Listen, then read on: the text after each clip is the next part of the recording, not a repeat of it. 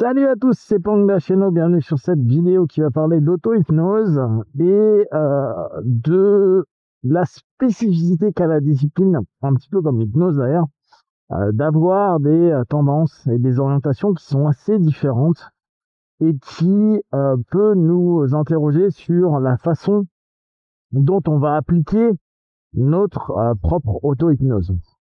Alors, pour redéfinir simplement ce que serait l'auto-hypnose, c'est possiblement une exploitation de la transe hypnotique, donc une transe qui est quand même assez spécifique, qui est faite pour se focaliser et devenir plus ouverte à des suggestions, qu'elles soient verbales, qu'elles soient associées aux autres sens, ainsi qu'une imagerie mentale, afin d'obtenir des réponses, c'est-à-dire des retours de notre subconscient, donc de systèmes qui sont automatisés à l'intérieur de nous, avec des directions qu'on lui a proposées.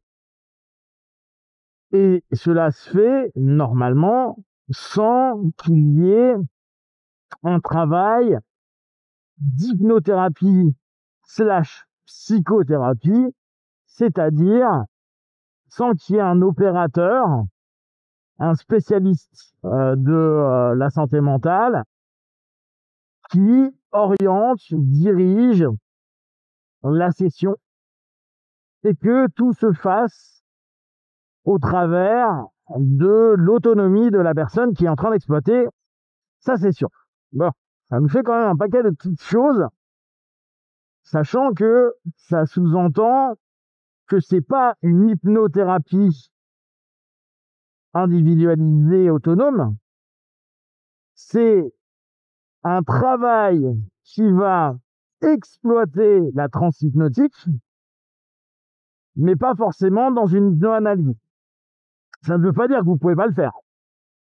C'est simplement que, comme l'a défini, ou en tout cas comme l'a proposé initialement Coué, c'était un élément pour renforcer des suggestions, des idées, des orientations, pour que ça puisse impacter notre subconscient. Donc on pourrait déjà se dire que tout ce qui va être autothérapie via l'auto-hypnose n'est pas vraiment la forme qui est recherchée à la base. C'est pas dit que, avec du temps, de l'expérience, vous n'ayez pas cette faculté à vous faire une séance d'auto-hypnose de façon dissociée, et à ce moment-là, qu'il y ait en vous la partie opératrice et la partie patient partenaire qui répond, donne des indications, offre des images que l'on peut volontairement réexploiter, utiliser pour éventuellement corriger ou en tout cas aider le subconscient à trouver des solutions. Dans les différents modules, ou en tout cas stages, séminaires ou ouvrages que l'on trouve sur l'auto-hypnose, on n'est pas à ce niveau de thérapie. On est donc dans un processus qui n'est pas non plus de la méditation, où la méditation, c'est plus une recherche de laisser aller l'esprit euh, dans une forme de libération, de liberté, d'apaisement. Ça va dépendre, après, il y a tellement de types de méditation aussi. Là, dans l'idée de l'hypnose, l'un des points clés, outre la transe, l'état donc, c'est l'orientation de la suggestion. C'est-à-dire qu'à chaque fois, il va y avoir une direction. Chose intéressante, c'est que c'est pas parce qu'on a un objectif qu'on a forcément une intention. Et là, on pourrait faire une grosse différence avec la méditation qui, très souvent, porte attention sur l'intention. Le travail d'auto-hypnose, donc, va être un travail qui va exploiter la suggestion pour potentiellement amener un mieux-être qui soit physique ou psychique, sans aller vers un travail de compréhension de pourquoi ça va pas. Donc, on peut très facilement se dire que l'auto-hypnose, c'est un outil solutionniste qui offre la possibilité de diriger vers une solution prérequise, préétablie plutôt que prérequise, et qui va normalement permettre, alors je vais utiliser le mot moi que j'aime pas trop, mais de programmer, reprogrammer ou déprogrammer des parties du subconscient pour le réorienter vers quelque chose qui nous semble plus juste, qui en tout cas ne serait pas pour nous dérangeant ou pathologique à un certain niveau. À partir du moment où on commence déjà à se dire, ok, donc mon système, il est là, non pas pour faire des choses folles, et notamment une thérapie, mais renforcer, voire éventuellement orienter ce que je ne contrôle pas au quotidien pour qu'il y ait du coup des réponses qui sont différentes. Et si je reprends un article que j'ai écrit il y a quelques jours, si je tente simplement à ce qu'il y ait un nouveau comportement, on a déjà un outil qui est sympa. On peut se dire, tiens, quelque chose ne va pas, je fais de l'auto-hypnose pour tenter que désormais ça aille mieux. Et bien sûr que je ne sais pas et je ne saurai jamais avec mon auto-hypnose, c'est quoi la cause, c'est quoi les triggers, pour quelles raisons j'ai vécu ça, pourquoi c'est arrivé dans ma vie ou pourquoi ça s'est développé, etc. Ce n'est pas du tout le but.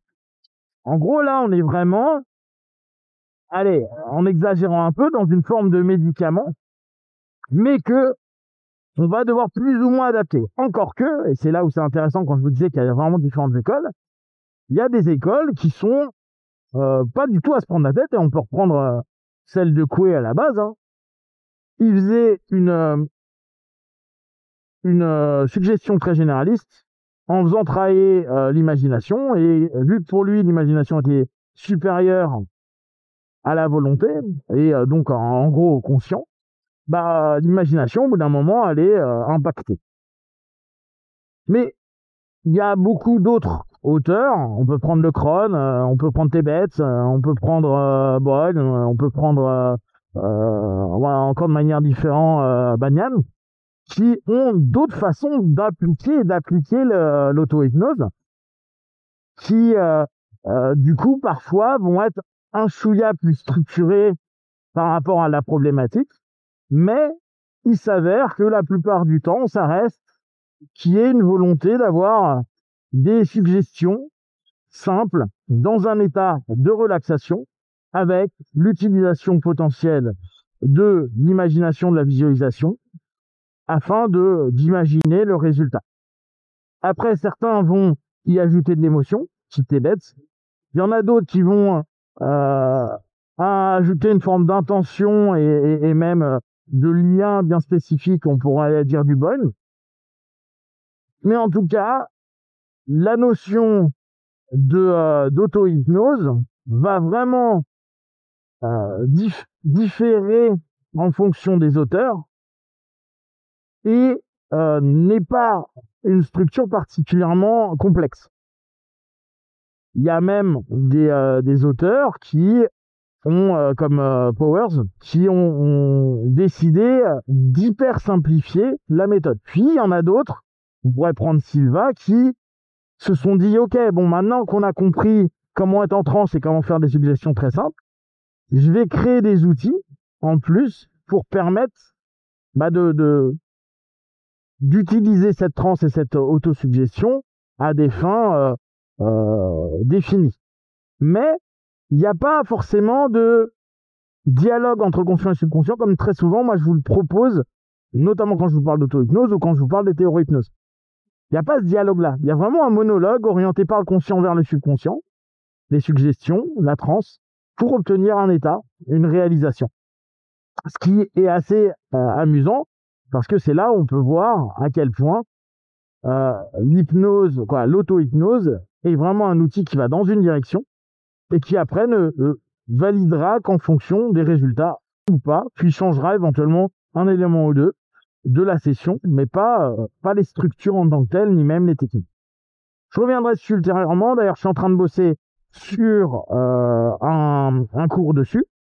Vous verrez, ce sera le cours auto-hypnose dans le MMA de l'hypnose, où je reprends depuis les origines, et en l'occurrence Coué, la façon d'utiliser l'auto-hypnose, comment ça s'est développé, ses buts, et puis voir comment chaque auteur a un peu changé, modifié, ou proposé quelque chose d'autre.